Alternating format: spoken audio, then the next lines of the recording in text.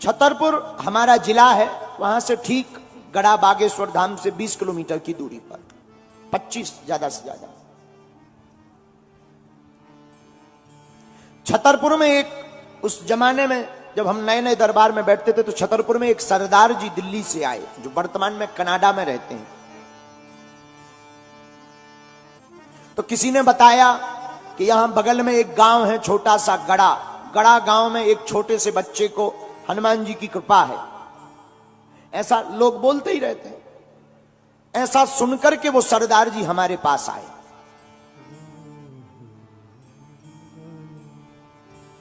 हम दरबार में बैठे हुए थे, 40-50 लोग बैठे थे। 10-12 पर्चा बनने के बाद हमने सरदार जी को बुलाया, आइए आपकी अर्जी स्वीकार है। सन्यासी बाबा की प्रेरणा से, हमारी तो कोई प्रेरणा होती नहीं, हम तो आपके जैसे साधारण इंसान हैं। गुरुदेव की प्रेरणा, श्री सन्यासी बाबा की प्रेरणा से, आइए आपकी अर्जी स्वीकार है। वो आए, आकर बैठ गए। हमने पर्चा बनाया, हमने कहा बताइए क्या बात है, क्या पूछने आए। जैसा सब लोग बोलते हैं, आप तो सब जानते, हमने सुना आप मन की बात बता देते, आप बताओ।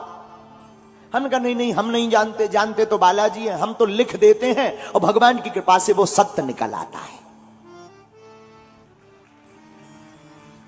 तो उन्होंने कहा महाराज जी, अगर आप लिख देते हैं तो हमारे कोई संतान नहीं है, आपका क्या कहना है, ऐसा बोला। एक एक शब्द हमें याद है, आपका क्या कहना। हमने पर्चा पढ़वाया, हमने कहा पढ़िए, आप संतान की कामना लेकर आए हैं, कोई संतति नहीं है, हो जाएगी आशीर्वाद। लेकिन व्यक्ति को यह सुनकर प्रसन्नता होती है, उस आदमी को नहीं हो। तो हम थोड़ा चौंके, हमने कहा क्या बात है, बात गलत है क्या।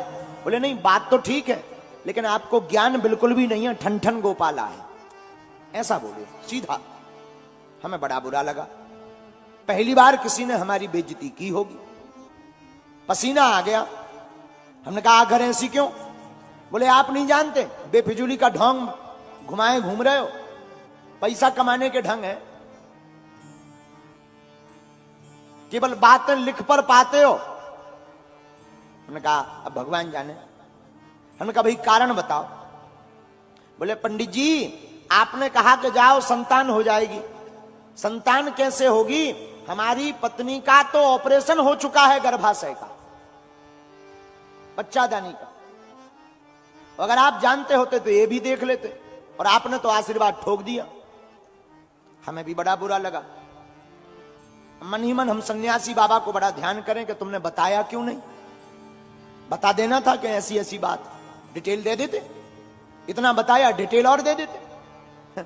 अच्छा, कई बार ऐसे मुसीबतों के टाइम पर कनेक्शन कट जाता है। मन ही मन बड़ी पीड़ा हुई। अब 60-70 लोग सामने बैठे थे, तो फिर और पसीना आया कि नाक कट ही गई आज। लेकिन तब तक पता नहीं, हमें तो ध्यान नहीं है। भीतर से हुंकार सी भरी, जा कह दिया कि तेरे घर पुत्र होगा, और 2018 के पहले होगा तो होगा, बस।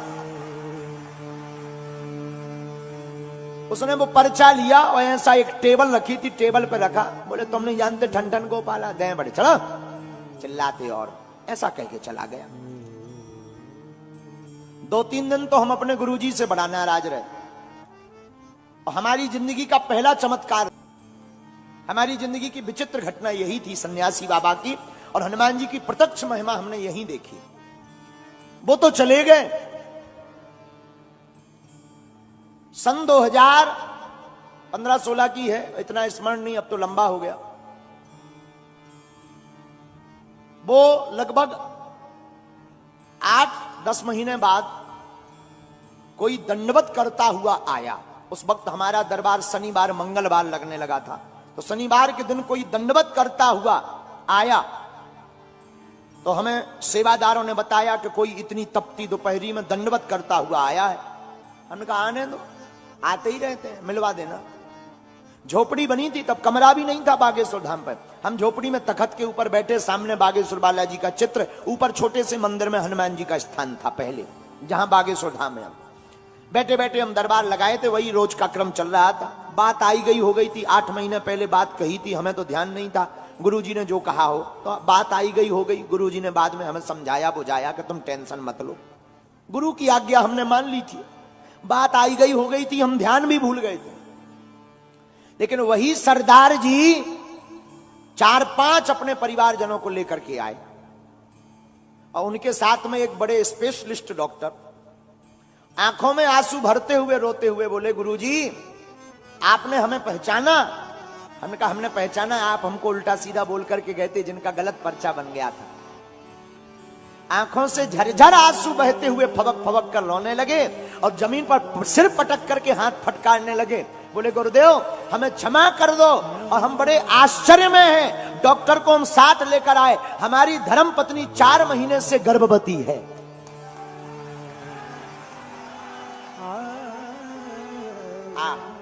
हमारी भी आंखों से झरझर आंसू बह गए, आंखें हमारी खूब डबडबा गई और हमने खूब सन्यासी बाबा की जोर से कांपते हुए जयकारा लगाई कि धन्य है वीर बजरंगबली, आज तुमने इस गद्दी की और संत महिमा की लाज रख दी।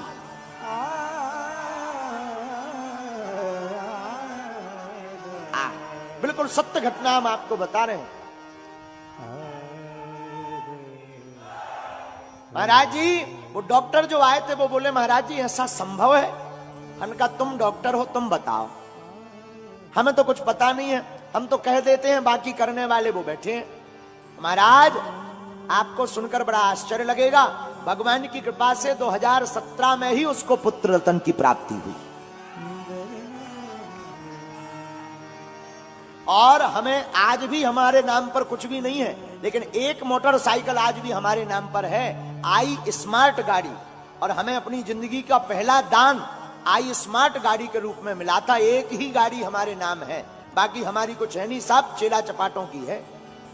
एक गाड़ी हमारे नाम है आई स्मार्ट, वो उसके पुत्र होने पर उसने अपनी तरफ से हमें दी थी। आज उनका बालक 5-6 साल 7 साल का हो गया है, कनाडा में रहता है और भगवान की कृपा से खूब जय जयकार है। उसके बाद फिर पूरे क्षेत्र में चहुं दिश चर्चे चले, बातें चली। तब हमने एक दिन अपने गुरुदेव से पूछा कि हे गुरुदेव, उसके तो गर्भाशय नहीं था, क्या संतान संभव है? बोले, बेटा भजन में बहुत ताकत है, अगर नाम कीर्तन बहुत ज्यादा हो तो हनुमान जी बस में हो जाते हैं, और बस में हो जाते हैं तो उन्हें कृपा लाज रखनी पड़ती है, भक्त की जबान को पूर्ण करना पड़ता है, ये भगवान का दायित्व है। इससे हमने मान लिया कि बसत्व नाम की सिद्धि से इंसान तो छोड़ो, अब आप देवताओं को भी नाम जप करके बस में कर सकते हैं।